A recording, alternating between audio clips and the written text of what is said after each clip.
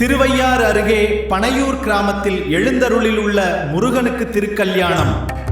தமிழ் வருட பிறப்பு சித்திரை மாதத்தில் முதல் ஞாயிற்றுக்கிழமை முருடந்தோருக்கு தெய்வானை வள்ளிக்கு திருக்கல்யாண உற்சவம் நடைபெறுவதை முன்னிட்டு முருகனுக்கு காப்பு கட்டுதல், தெய்வானை வள்ளிக்கு மாலை மாற்றுதல் நிகழ்ச்சி, முகூர்த்த வஸ்திரம் சாற்றுதல், திருமாங்கல்யம் கட்டுதல் நிகழ்வு நடைபெற்றது.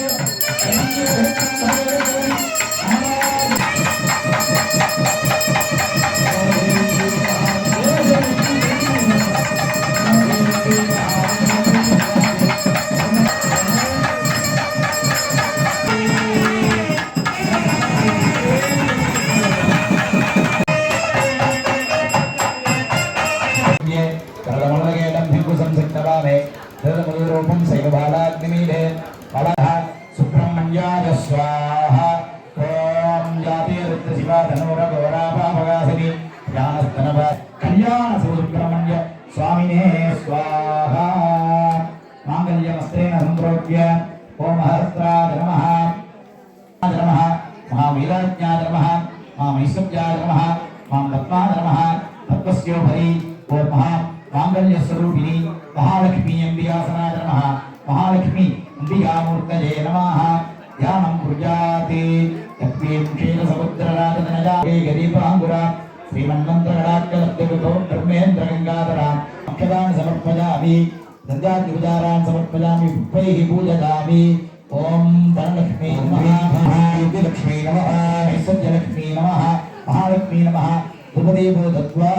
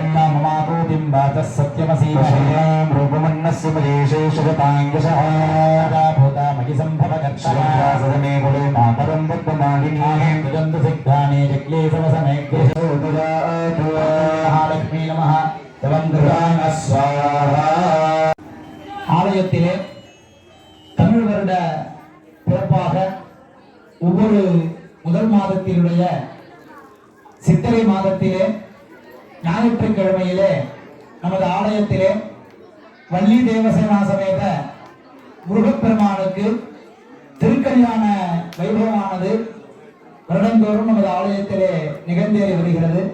பராபவம் என்று சொல்லக்கூடிய இந்த வருடத்தினுடைய சித்திரை மாதத்திலே இன்றைய ஞாயிற்றுக்கிழமை நன்னாளிலே முருகப்பெருமானுடைய திருக்கல்யாண வைபவத்திலே திருக்கல்யாணத்திற்குரியதான ஒவ்வொரு வழிபாடுகளாக நிகழ்ந்தேறி முதல்ல விநாயகர் வழிபாடு, மஞ்சள் விநாயகர் பெருமானை பிடித்து வைத்த வழிபாடு, மகாசங்கல்பம்னு சொல்லக்கூடிய நாம் நமது சுற்றியுள்ள கிராமத்தினுடைய பெயரெல்லாம் சொல்லி எல்லாவித வள நலன்களை பெற வேண்டுமாக மகா சங்கல்பமானது சேவிக்கப்பட்டு இந்த விவாக திருமண மண்டபத்தை மந்திரபூர்வமாக சுத்தம் செய்யும் வண்ணம் புண்ணியாகவாதனம் எல்லாம் சேவிக்கப்பட்ட அந்த ஜலத்தை இங்கு தெளித்து சுத்தம் செய்து அதன் பிறகு மாலை மாற்றுதல் என்று சொல்லக்கூடிய வைபவமானது மிக விமர்சையான ஒரு முறையிலே நடைபெற்று சுவாமியம்பாள் ஆலயத்தை வளமாக வந்து திருமண மண்டபத்திலே திருமண மேடையிலே வீட்டிலிருந்து அதன் பிறகு சுவாமிக்கு திருக்கல்யாண வைபவத்திற்காக காப்பு கட்டுதல் நிகழ்வு ரக்ஷாபந்தனம் என்று சொல்வார்கள். எப்படி நம்ம கல்யாணத்துல எல்லாம் நம்ம காப்பு கட்டிக்கிறோமோ அதுபோல சுவாமிக்கு காப்பு கட்டுதல் நிகழ்வானது நடைபெற்றது. இந்த காப்பு கட்டுதல் பார்த்தீங்கன்னா ஆம்பளை எல்லாமே பார்த்தீங்கன்னா வலது கையில கட்டிப்பாங்க, பெண்கள் எல்லாமே பார்த்தீங்கன்னா இடது கையில கட்டிக்கணும் காப்பு. அதுபோன்று இந்த காப்பானது கட்டப்பட்டு யஜ்ஞோபவீத தாரணம் என்று சொல்லக்கூடிய வகையிலே பூணல் அணிவித்தல் நிகழ்வானது நடைபெற்றது. அதனை தொடர்ந்து பாலுப்பழம் கொடுத்தல், பாலாலே காலலம்பி பட்டாலே துடைத்து என்று ஒரு பாட்டு கூட உண்டு. பார்த்தீங்கன்னா அந்த ஊஞ்சலிலே வைத்து அந்த பாலாலே காலலம்பி பட்டாலே துடைத்து அதன் பிறகு சுவாமிக்கு பாலும் பழம் கொடுத்தல் நிகழ்வானது நடைபெற்று பச்சைப்பொடி சுட்டுதல் என்று சொல்லக்கூடிய வைபவமானது நடைபெற்றது. ஒவ்வொரு வீட்டினுடைய சாங்கியங்கள் ஒவ்வொரு மாதிரி இருக்கும். அதுபோன்று இந்த திருக்கல்யாண வைபவத்திற்கு என்று ஒரு சாங்கியம் உண்டு. அந்த பச்சைப்பொடி சுத்துறது எல்லாமே இந்த பச்சைப்பொடியானது சுற்றப்பட்டு அதன் பிறகு ஒரு சொம்புல முன்னாடி ஒருத்தர் தண்ணி விட்டுட்டு போகணும், பின்னாடி ஒருத்தர் நடுவுல விளக்கு. இது போன்று 3 முறை சுவாமியை சுத்தி வர்றது. ஒரு தாட்டி பாத்தீங்கன்னா எந்த சாமிக்கு திருக்கல்யாணம் பண்றோமோ இதை மட்டும் சுத்தி வந்துருவோம். இதாட்டி பாத்தீங்கன்னா வார கட்டிட்டோம், அதனால சுத்தமுள்ள கோவிலையே சுத்தி வராப்புல ஆயிடுச்சு. அப்ப அந்த சாமிக்கு மூலஸ்தானத்துல இருக்கிற சாமிக்கும் சேர்த்து அந்த மங்களகரமான ஒரு வைபவம் செய்யறாப்புல ஆயிடுச்சு. நடுவில் போக முடியாது, தாண்டிட்டு போக கூடாது. அதனால அந்த சாமிக்கும் இன்னைக்கு கேட்டு வாங்கிட்டார். மூலஸ்தானத்துல இருக்கக்கூடிய முருகப்பெருமானும் அந்த வைபவத்தை கேட்டு பெற்றுக் கொண்டார்.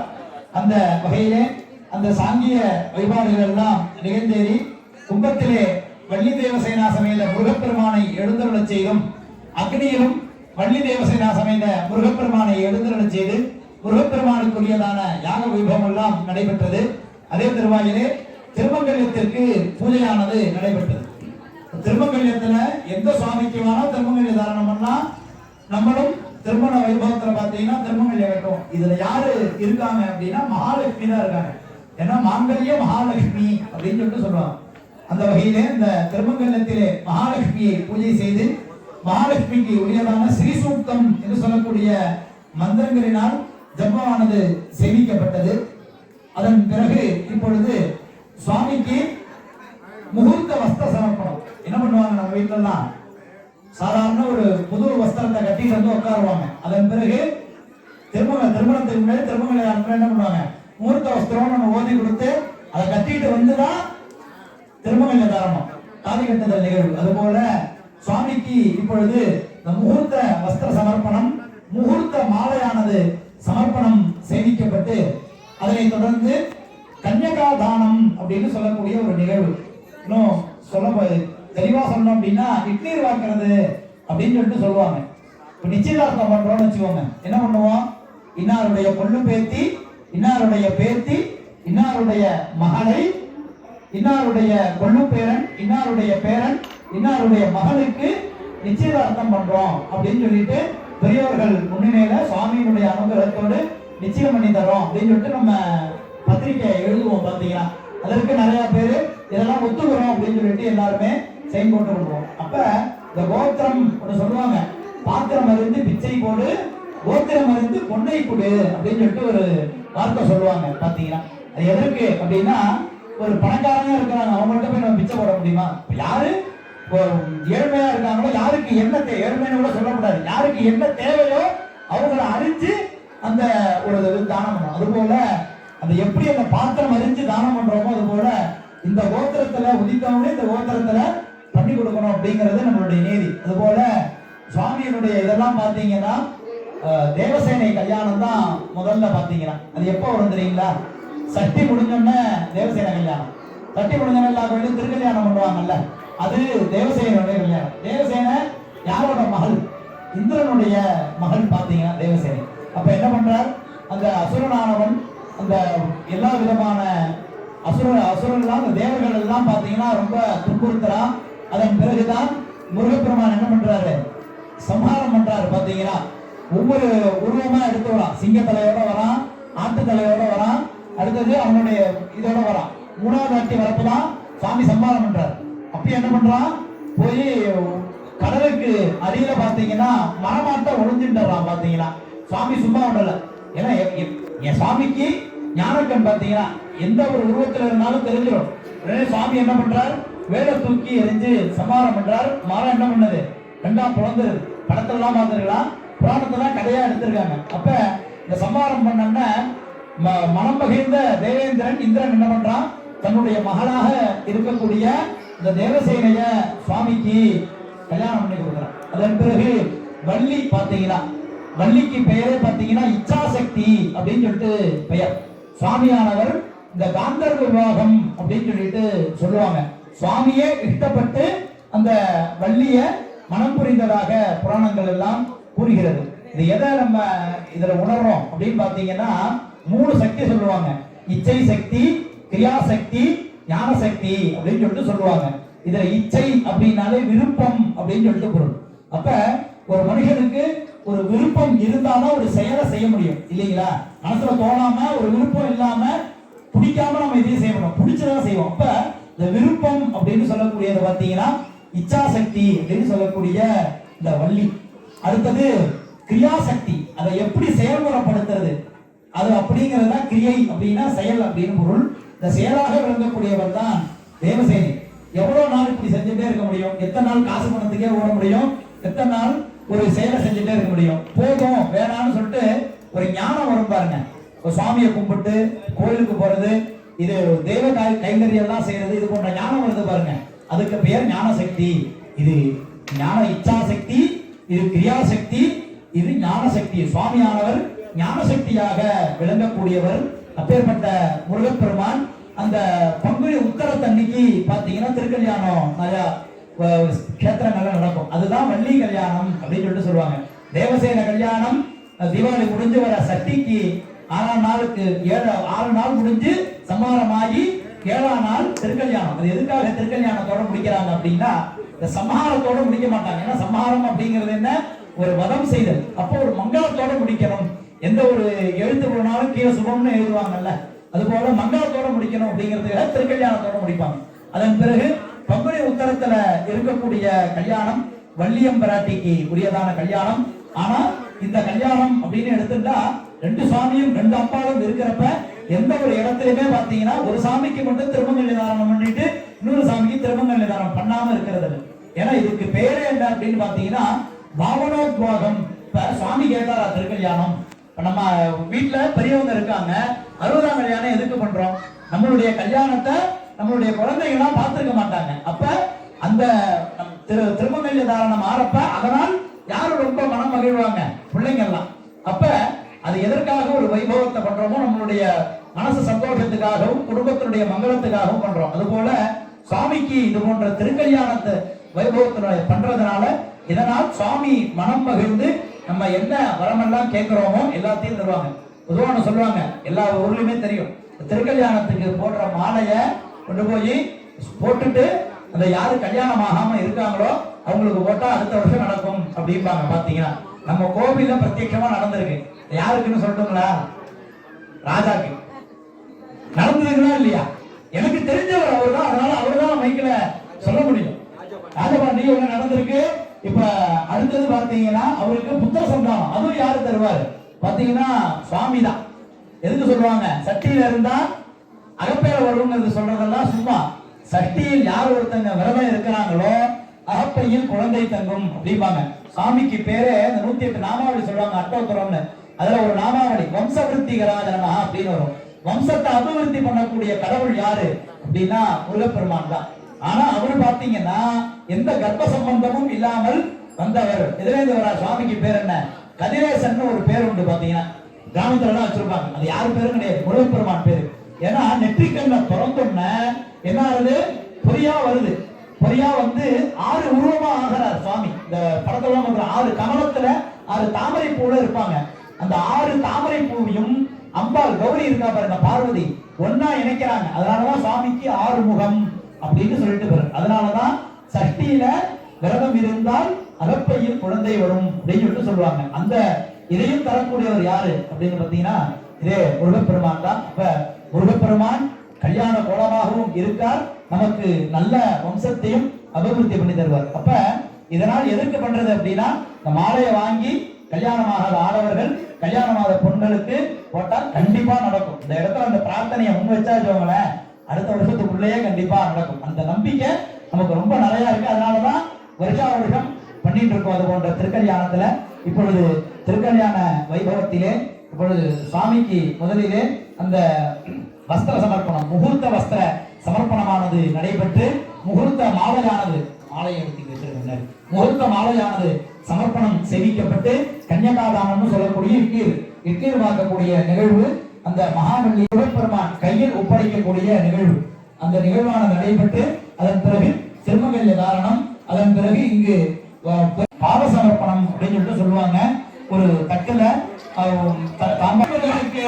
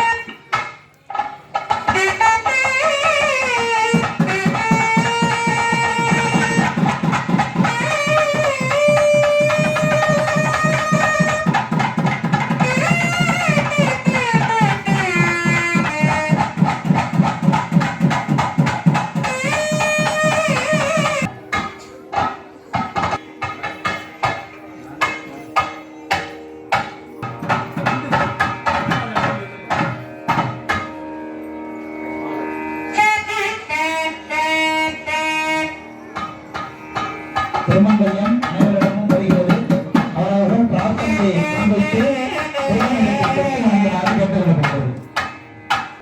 முருகப்பெருமானுக்கு கன்னிகாதானம் செய்து கொடுக்கும் நிகழ்வானது பார்கவஸ்யாவன ஆப்லாவன தயாரிகேய பிரவரான்வித பார்கவ கோத்ரோத்பவாஜாஹ ஜனாதர சர்மணோ நத்ரே பார்கவ கோத்ராத்பவஸ்ய நியமாசன பிராணாயாம பிரத்யாஹார தியான யோக சம்புட்ட சிவயோகி சர்மண பௌத்ரே பார்கவ கோத்ரோத்பவாஜாஹ ஆம்ராசபால கிந்தால ரசால மஞ்சுள கதலி பூக புன்னாக அஸ்வத்தாதி அநேக விருக்க சோபித மனராஜ்யாதி பத்ம மத்திய நம்பிராஜ சர்மண புத்ரே பார்கவ கோத்ரோத்பவாம் சகல சௌபாக்கியதாஜினீம் பக்தானுக்கிரககாரிணீம் விரநாகதரக்கினீம் மகாவல்லி நாம்னீம் இமாம் கன்யாம்.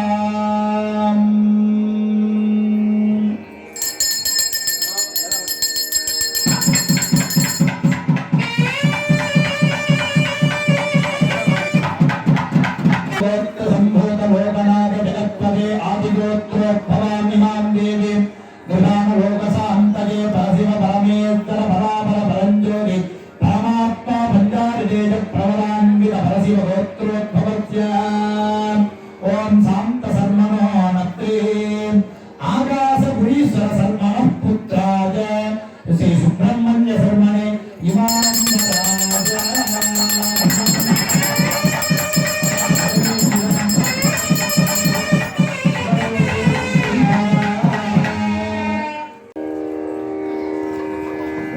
काश्यप आवत्सार नेत्र त्रयारिगेय प्रवलान्वित काश्यप गोत्रोद्भवस्य परञ्ज्योति सर्वणो नत्रे काश्यप गोत्रोद्भवस्य यम नियमासन प्राणायाम प्रत्याहार ध्यान योग अष्टांग योगेश्वर अदिति रमणी रमणस्य काश्यप सर्वण पौत्रे ओम काश्यप गोत्रोद्भवस्य पुरादि सप्तलोकानां परिवर्तमान स्वर्गलोकादाधिपत्य ऐरावत वज्रायुध युद्राणी रमणी रमणस्य देवराज सर्वण पुत्रे इमां देवसेना नाम्नीं इमां कन्यां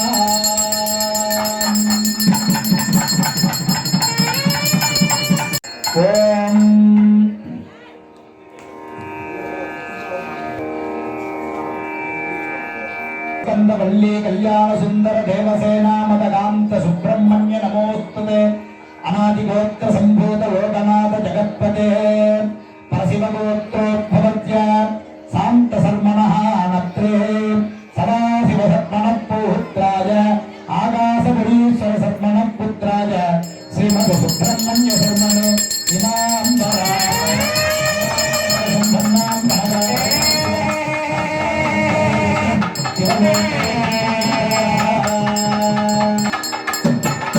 ओम गुरुराय विद्महे महासेनाय धीमहि तन्नो